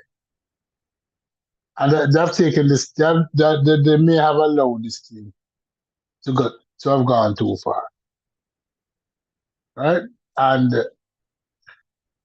while the gate may be open, I don't think the horse has gone through the gate as yet. It might appear that way. But many persons pushing back. Many persons pushing back. And certain behaviors we do agree with, but I refuse to believe that we're going to live in a society where men has put themselves in a position where they're allowing themselves to be pegged by women, both physically and emotionally. Well, I have bad news for you, sir. It's gonna get worse before it gets better. I'm the one who's doing my thing, not you. So we're switching roles. Right? We're switching roles here. But I can't see. I can't see. You know, I was surprised that Allen Iverson's girlfriend, what's her name? The rapper. Who, the Brat? The Brat. She was with Allen Iverson and she was with what's the guy who was Jermaine Dupri, right? Mm-hmm. Right. And then no, she developed a penis allergy. Right? We live in a society now where women develop penis allergy. Right? So, but what can be done? And will that be the norm? And I'm saying that no, it won't be the norm. Given time, things will self-regulate. Things has to self-regulate. If it don't self-regulate, then I'd agree with that part of it. Yeah, because that's just the cyclical nature of life. But I'm telling you, it's going to get worse before it gets better. I'm telling you, you haven't listen. If the level of depravity that we saw from Cardi B, remember when Cardi B and Meg Stallion put out that video? What's the name of the song? WAP, right? Wow. Wet a P word, right? Yeah. And the shock and everything that people were expressing. And now we have a new young lady on the scene named Sexy Red, and she somehow managed to outdo that in depravity. So if you haven't been taking notice, the ante continues to be upped. So now the next young lady following behind her has to be even more disgusting. Look at Puff Daddy girlfriend. Or not even girlfriend, his plaything, young man. Right?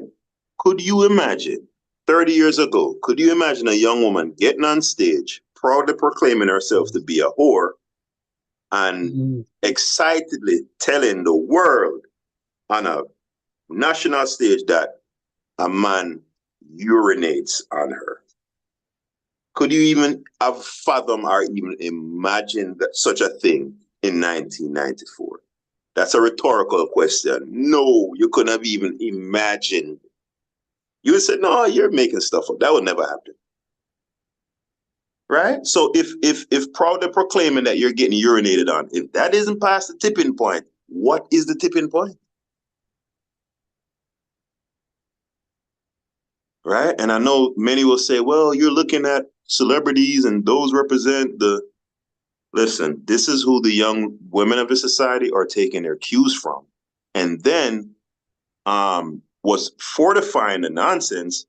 The teaching in the universities is fortifying it, because the universities are saying, hey, nothing matters. There's no need for standards. There's no need for definition of anything. You do what you want. Yeah. Yeah, the tipping point has long been passed. You know, I think you're being hopeful, and I suppose there's always room for hope. It is better to live in hope than to die in fantasy. It is much better to live in hope. I have to be hopeful,